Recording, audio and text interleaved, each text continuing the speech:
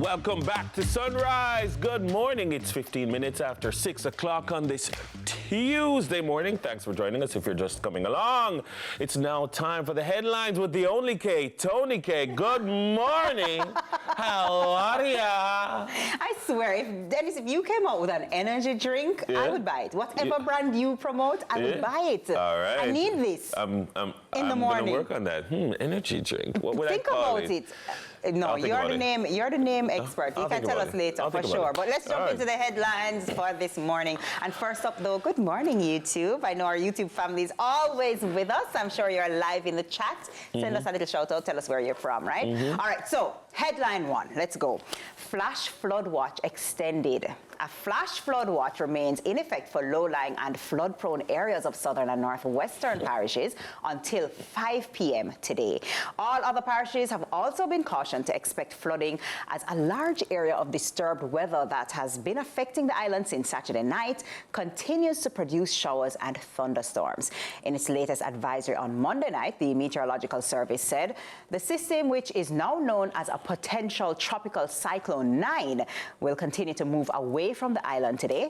However, moderate to heavy showers will continue increasing the chances of flash flooding across the island. Fisherfolk and other marine interests are being warned to continue exercising caution as sea conditions, as you can imagine, continue to deteriorate. The Met Service says it will continue to monitor the system and keep us updated. All right, so persons be duly warned and advised about this, and I hope that people act upon it. If you live in flood-prone or low-lying areas, then just be mindful of the fact that, you know, these things might happen. And even if the rain isn't falling per se, you know, it's still a possibility, especially if you're accustomed to driving through a gully or driving through a fording or something like that. Just remember that.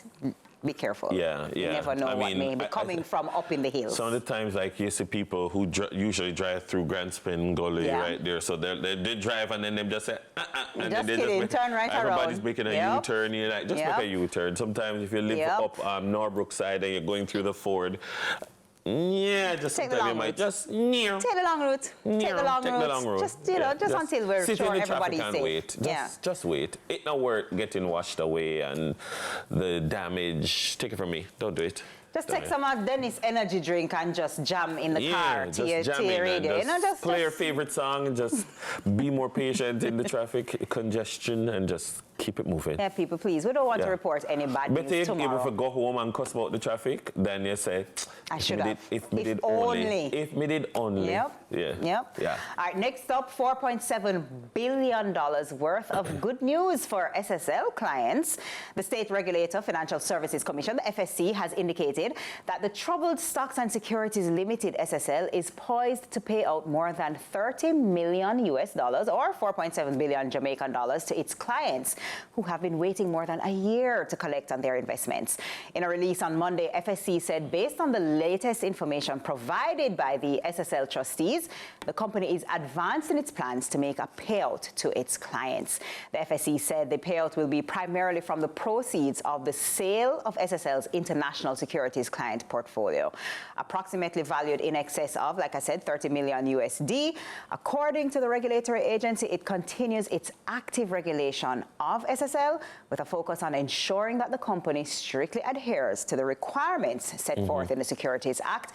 FSC said to ensure full compliance with the directions, it will be closely monitoring SSL's actions throughout this process. All right. You know what I'm going to say? I'm going to pause to say big up to regulatory institutions, regulatory frameworks in Jamaica. Regulations matter. Big up to all the people who teach and study. Big up to Dr. Unique Campbell, who taught me a course in grad studies about regulation and regulatory frameworks. Regulations matter, you know. Yeah, they're organizations very important. Like and this is an example of that. And you see, laws, fine, but you see regulations and having institutions in society that keep entities in check in the financial sector, you need an FSC, which is why it's important for people to adhere to the things that the FSC tell us and for us to listen to the things that the FSC is putting out.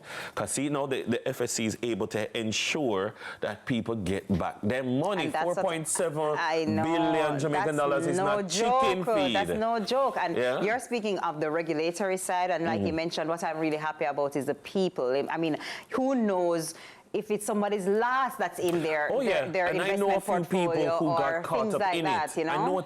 I've had conversations with people who got caught up in it, and like you're hoping, you're praying, you're trusting God that something will happen. You know who I'm talking about, and I'm like, just wait. Because, you know, it on one end, you know, if you work for the state, you're like saying the regulations will work. The FSC will ensure that the companies held to account, you will get it back. Hopefully you'll get back everything. Hopefully you will be restored to where you were before all of this debacle came to being. That's what I'm hoping. But again, we do not exist in a communist country. We exist in a free market economy, in a democratic society, where, you do have free market principles, but you need regulations so that when these things happen, you do have some form of justice. And so I'm hoping that, you know, the people who have been hard done by these developments will be restored. Okay, awesome. All right, so next up, family still searching for daughter after being missing for almost 3 months. 15-year-old Allison Alicia Allen, a student of McGrath High, according to her family, ran away from home in St. Catherine after a disagreement with her mother. CVM News was told she has been missing for almost 3 months. Her father, Dwayne Allen, who lives overseas, says despite his best efforts to locate his daughter, all avenues, including the police, have seemingly come up short. He's now making another desperate plea for information and is hopeful for a reunion soon. My hope is that persons will see, just throw her image up again. My hope is that persons will see this young girl and say, but hold on, me know her, me know that girl. I mean, she look different in her uniform, but me know that girl. She there on one part, or me see her, I want so and so, or man, because the truth is that it's usually after the fact of something that somebody say, you know, somebody didn't know. Me did see her. Me did see her, you know, and my mind did tell me, you know. Well, actually, what we need for you to do is we need for you to, if you see something, say something. There are people who are agonizing. Now, the truth is that people go missing, young people go missing every year by virtue of running away. Nobody ever take them away. There are broken family situations, there are issues, and they run away. Girls more than boys. It happens with boys, but girls more than boys. The statistics don't lie. A good amount of empirical research has been done on missing persons in Jamaica and the profiles and the ages at which, you know, the adolescent years can be a very tempestuous period. But what we would say is, you know, to the young people who run away, you're doing a great deal of agony and trauma to your family. You know, we sometimes, you know, the JCF sometimes gets the messages on social media. I'm not missing, I'm so and so and so and so, take me down. No. You need to go to a police station somewhere bodily, present yourself and say, I am not missing, here am I, so forth and so on, because nobody's going to take a phone call and say, be like, oh, she's fine. Oh, she's fine. No, anybody could make that phone call. We're praying that Allison is safe. We're praying that Allison goes home or contacts somebody, reaches out to someone if you know or have seen her.